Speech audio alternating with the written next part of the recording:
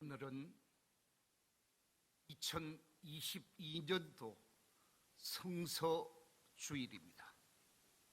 이 성서주일은 성경의 중요성과 성경의 가치를 알고 성경을 우리가 어떻게 대하여야 할 것인가, 성경과 내가 어떤 관계가 되어져야 할 것인가, 이런 문제에 관해서 함께 말씀을 나누는 주일이 성서주일입니다.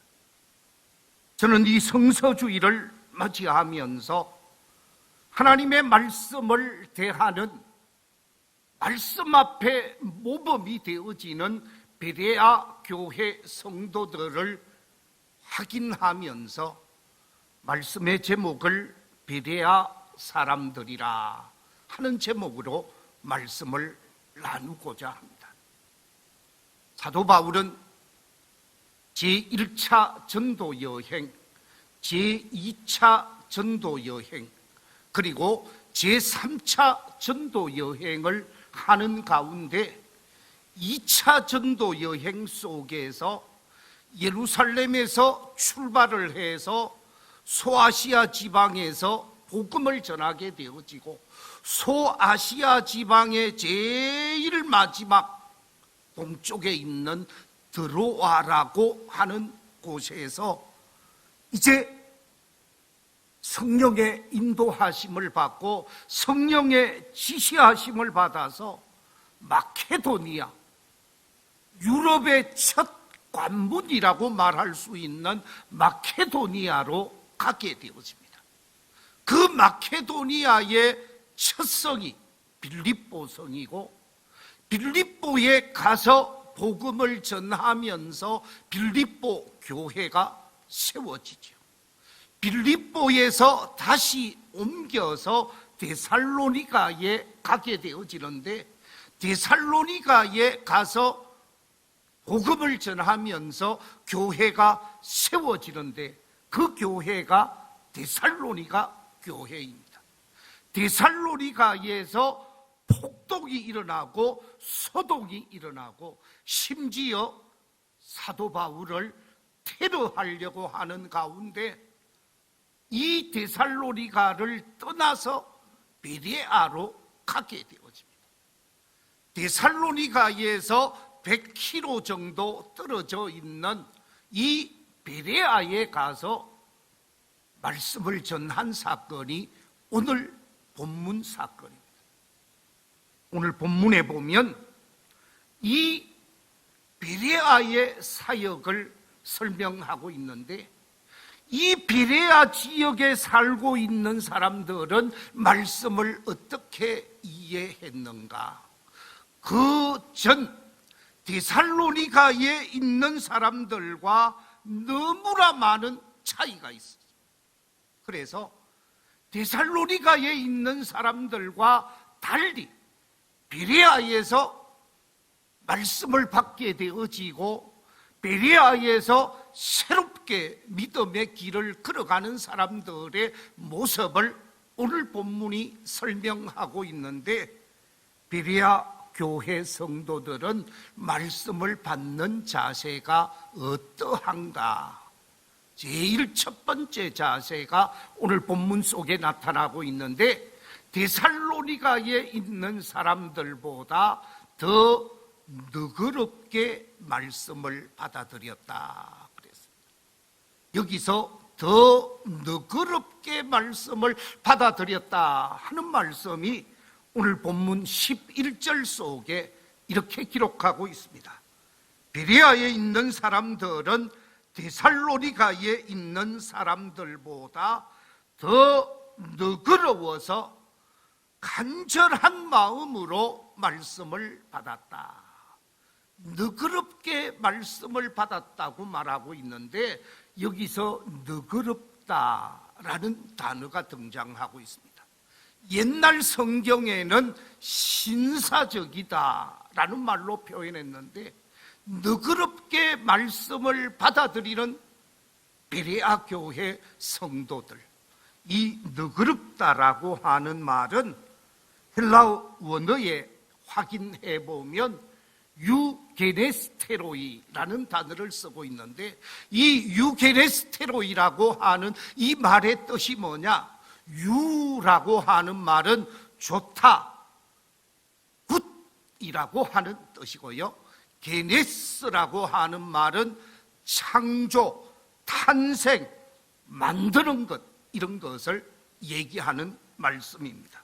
그렇기 때문에 유게네스라고 하는 말은 다른 말로 표현하면 좋은 가문, 좋은 문벌, 좋은 탄생을 의미하는 문자적 의미가 있습니다마는, 이 말을 달리 표현하면 태어나면서부터 고상한 사람들, 태어나면서부터 마음이 여유가 있는 사람, 그래서 고상하게 태어난 귀족적 신분의 사람을 지칭하는 말입니다.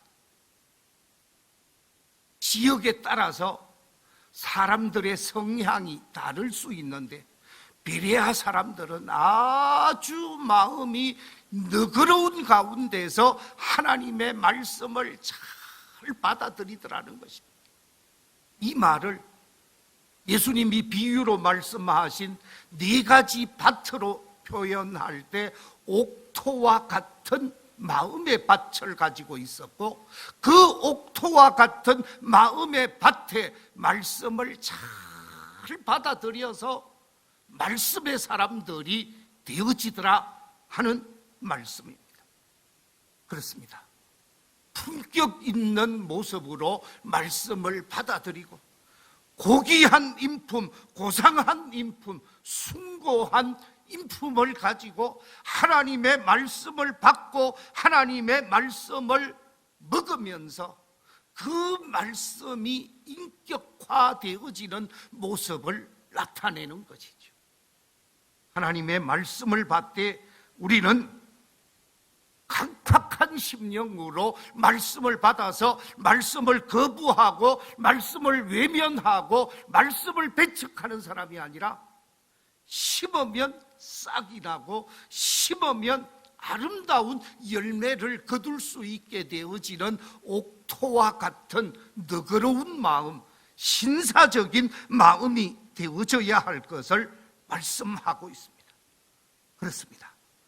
예수 그리스도를 구원의 주님으로 믿고 영접한 사람들, 그 성도들이 어떤 마음을 소유해야 하는가? 우리 주님께서 마태복음 11장 29절에서 주님의 마음을 설명하고 있는데, 나는 마음이 어떤 마음이라고요? 온유하고 겸손한 마음이라 라고 말씀하고 있습니다. 이 온유한 마음, 부드러운 마음이라고 그러죠.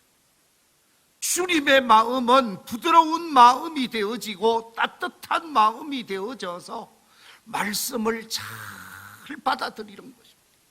겸손하다고 그랬는데 낮은 자세 아래에 서서 하나님의 말씀을 잘 받아들이는 너그러운 마음을 가지고 있었다고 합니다. 구약 성경 가운데 모세오경을 모세를 통해서 우리에게 주셨습니다. 왜 하나님께서는 모세를 통해서 우리에게 율법서, 창세기, 출애굽기, 레위기, 민수기, 신명기의 말씀을 우리에게 주셨을까? 그 이유는 이 세상에 많은 사람들이 있었지만 모세의 마음이 온유한 마음이었다고 민수기에서 설명을 하고 있습니다. 민수기 12장 3절에 보면 이 사람 모세는 온유함이 지면에 있는 모든 사람들보다 더하더라. 이 세상에 살고 있는 모든 사람들의 마음보다 모세의 마음이 온유한 마음이 되어졌고, 그 온유한 마음 속에 하나님께서 말씀을 주셨고, 그 주신 말씀을 모세가 그대로 받아서 이스라엘 백성들에게 전하게 되어집니다. 악한 마음은 말씀을 거부하게 되어지지만 온유한 마음, 부드러운 마음, 너그러운 마음은 그 말씀을 다 받아서 그 말씀을 다시 나눌 수 있는 마음이라는 것입니다. 우리 모두가 바로 이와 같은 베레아 사람들이 하나님의 말씀을 너그럽게 받아들인 것처럼 말씀을 받아서 그 말씀으로 사명을 감당하고 그 말씀으로 사람들을 감동시킬 수 있는 말씀의 수용자가 되어져야 함을 말씀하고 있습니다. 바라옵기는 베레아 교회 성도들처럼 말씀 앞에서 정말 아름다운 자세가 우리 모두에게도 있어야 할 것입니다. 하나님께서는 말씀을 아무에게나 주지 않습니다. 너그러운 마음, 온유한 마음 속에 말씀의 씨앗을 심는 분이라는 말씀입니다. 우리 주님께서 마태복음 7장 6절에서 이렇게 말씀하고 있습니다. 거룩한 것을 개에게 주지 말며 너희 진주를 돼지 앞에 던지지 말라. 그들이 그것을 발로 밟고 돌이켜 너희를 찢어 상하게 할까 염려하라. 예수님께서 거룩한 것을 개에게 주지 말라고 그랬습니다. 진주를 돼지에게 던지지 말라고 그랬습니다. 거룩한 것이 무엇입니까? 진주가 무엇입니까? 여기서 거룩한 것, 진주는 하나님의 말씀을 나타내는 것입니다. 말씀을 개에게 주고 말씀을 돼지에게 주면 말씀을 말씀으로 인정하지 않는 것이죠. 그러나 온유한 성품을 소유한 사람, 마음의 옥토가 되어진 사람들은 그 말씀을 다 받아들이고 그 말씀이 인격이 되고 그 말씀이 삶이 될 뿐만 아니라 그 말씀을 나누고 전하고 알려서 주변에 있는 모든 사람들도 말씀의 사람이 되게 하시기에 하나님께서는 온유한 심령, 너그러운 심령 속에 말씀을 주신다라는 것이지요. 우리 교회에 속한 모든 믿음의 가족들이 이 베레아 교회 성도들처럼 너그럽게 온유한 심령으로 말씀을 받아서 그 말씀이 여러분의 생명의 말씀이 되고 구원의 말씀이 될 뿐만 아니라 주변의 많은 사람들에게 전하고 알리고 가르쳐서 구원의 꽃을 피우고 생명의 열매를 거두게 되어지는 복 있는 역사가 있게 되시기를 우리 주님의 이름으로 축원합니다. 두 번째, 이 베레아 사람들은 말씀을 어떻게 받았는가? 하나님의 말씀을 받는 자세를 보니까 간절한 마음으로 말씀을 받았다고 말씀하고 있습니다. 오늘 본문 11절 속에서 간절한 마음으로 말씀을 받았다고 얘기하는데 앞에 있었던 데살로니가 지방의 사람들, 이 데살로니가 사람들은 전혀 달랐다라는 거죠. 똑같은 복음, 똑같은 말씀을 전했습니다. 똑같은 십자가를 전하고 똑같은 부활을 전하고 똑같은 예수 그리스도를 증거했습니다. 그러나 결과는 정반대였다라는 거죠. 데살로니가 지방의 사람들은 어떻게 행동했는가, 어떻게 반응했는가? 사도행전 17장 5절 이하 7절에 보면 이렇게 기록하고 있습니다. 우리 함께 스크린의 말씀을 읽어보겠습니다. 시작. 그러나 유대인들은 시기하여 저자의 어떤 불량한 사람들을 데리고 띠를 지어 성을 소동하게 하여 야손의 집에 침입하여 그들을 백성에게 끌어내려고 찾았으나 발견하지 못하며 야손과 및 형제들을 끌고 읍장들 앞에 가서 소리질러 이르되 천하를 어지럽게 하던 이 사람들이 여기도 이르매 야손이 그들을 맞아들였도다. 이 사람들이 다 가이사의 명을 거역하여 말하되 다른 임금 곧 예수라 하는 이가 있다 하더이다. 이 말이 무슨 얘기냐면 예수님이 베레아에 있는 야손의 집에 들어가게 되어집니다.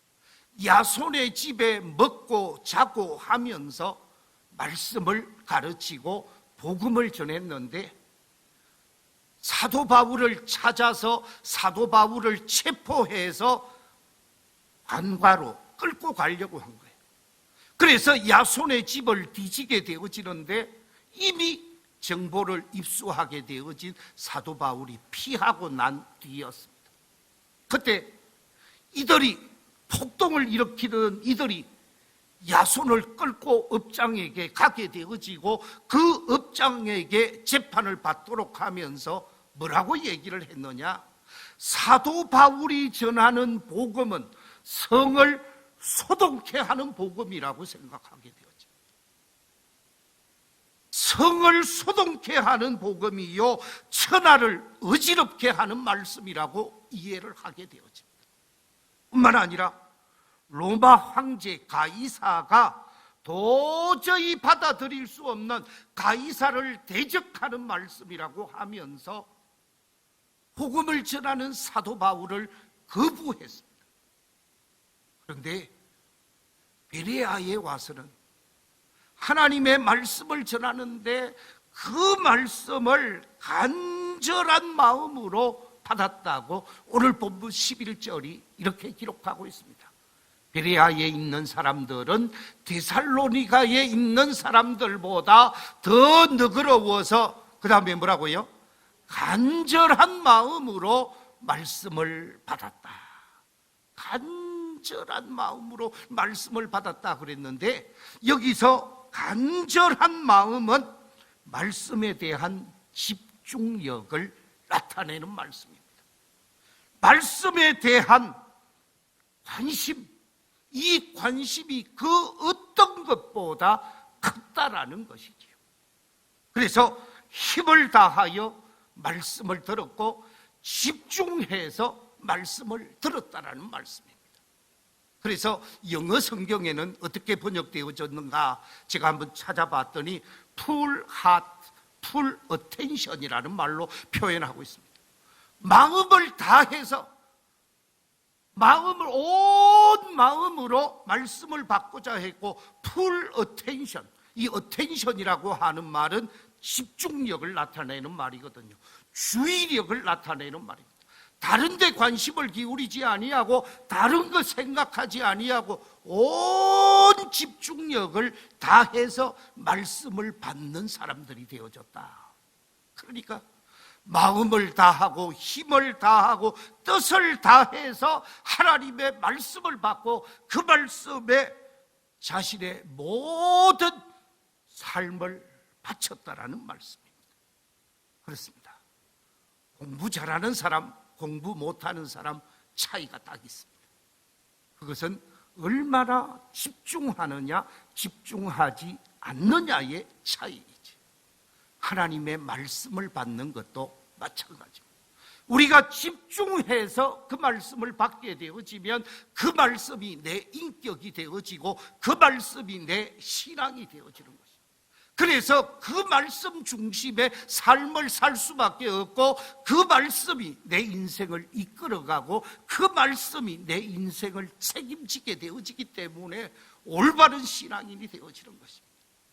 바라옵기는 우리 교회에 속한 모든 성도들, 말씀이 주어질 때 말씀에 집중하는 성도들 되시고 말씀을 아멘으로 받으면서 여러분이 그 말씀에 의해서 믿음이 자라고 신앙이 자라서 하나님이 기뻐하는 복 있는 성도들이 다 되시기를 우리 주님의 이름으로 축원합니다. 세 번째, 베레아 교회 성도들, 베레아 사람들은 말씀을 어떻게 받았는가? 오늘 본문에 보니까 날마다 성경을 상고했다 그랬습니다. 여기서 날마다 성경을 상고했다라고 하는 헬라어 원어를 보니까 아나크리론테스라는 단어를 쓰고 있는데, 이 아나크리론테스라고 하는 말의 의미가 뭐냐 하면 자세히 조사하다, 면밀히 살피다, 신중하게 검토하다라는 뜻으로, 바른 판단을 하기 위해서 신중하게 살피고 철저하게 점검하는 것을 상고한다라는 것입니다. 그렇기 때문에 이 상고한다라는 말은 대충 받아들이는 것이 아니라는 거죠.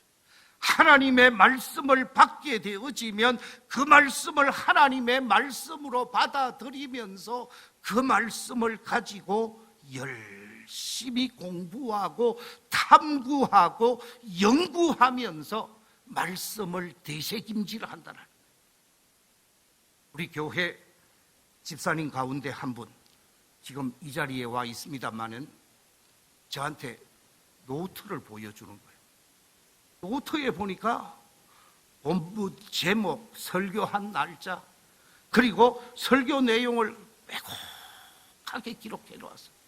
성경 구절 하나 안 빼고 다 기록했고, 성경 구절이 예컨대 오늘 본문 말씀 중에 한 말씀이 주어지면 그걸 집에 가서 다시 찾아서 거기에다가 빨간 글씨로 써넣고 그 말씀을 계속 공부하고 믿음이 약한 사람들하고 같이 디스커션 한다고 그러더라고요.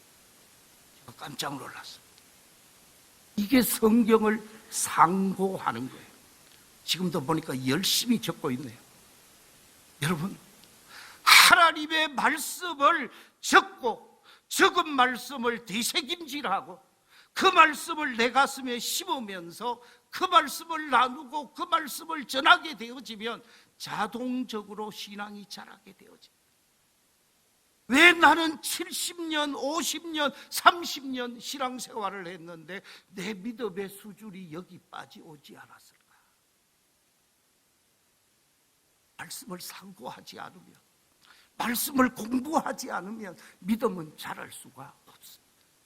그러나 말씀을 상고하는 사람, 이 상고한다라고 하는 말이 자세히 조사하다, 면밀하게 살피다, 신중하게 검토한다라는 뜻이라고 그랬는데, 하나님의 말씀을 살피고 점검하고 공부하고 연구하게 되어지면 연구한 만큼 믿음이 자라게 되어져 있어요. 우리 교회 모든 성도들이 하나님의 말씀을 잘 받아서 그 말씀이 여러분의 인격이 되어지고 그 말씀이 여러분에게 구원을 가져다 주는 생명의 말씀이 되어져서 참 하나님의 사람으로 훌륭하게 성장하고 장성해서 자랑스러운 신앙인의 길을 걷게 한다라는 말씀. 시편에서 시인은 이렇게 고백하고 있습니다. 시편 119편 105절에서 주의 말씀은 내 발의 떡이요 내 길의 빛입니다. 내 인생길을 이끌어가는 생명의 빛이라고 고백을 합니다. 뿐만 아니라 시편 119편 50절에서는 뭐라고 얘기합니까? 이 말씀은 나의 고난 중에 위로를 주시는 말씀이요 주의 말씀이 나를 살리시는 말씀이라고 고백하고 있습니다. 말씀이 위로하고 말씀이 살려주고 말씀이 인도하고 말씀이 희망의 꽃을 피우게 한다는 말씀입니다. 다윗은 뭐라고 고백합니까? 시편 23편 4절에서 내가 사망의 음침한 골짜기로 다닐지라도 해를 두려워하지 않는 것은 주께서 나와 함께 하심이라. 주의 막대기가, 주의 지팡이가, 주의 말씀이 나를 인도해 가시고 안전하게 보호해 주십니다 라고 말씀하고 있습니다.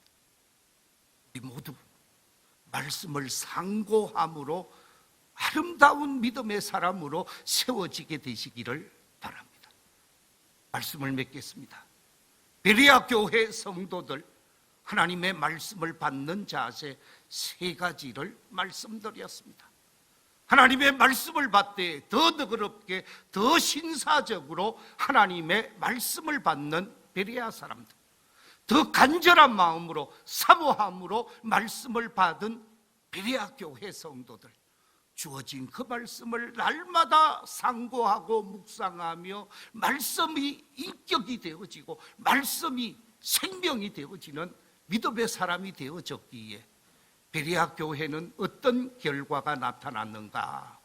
오늘 본문 12절 한번 읽어볼까요? 시작. 예수 그리스도를 믿는 믿음의 사람이 많이 나타났다고. 그래서 헬라파 사람들, 헬라의 남자 여자 할 것 없이 이방인들까지 많이 예수 믿게 되어졌다 그랬습니다. 베레아 사람들처럼 말씀과 만나서 여러분의 신앙이 아름다운 신앙이 되어지고 훌륭한 믿음의 사람이 되어져서 많은 사람들이 여러분으로 인해 구원을 받고 선한 영향력을 받게 되어지는 복된 역사가 있게 되시기를 우리 주님의 이름으로 축원합니다.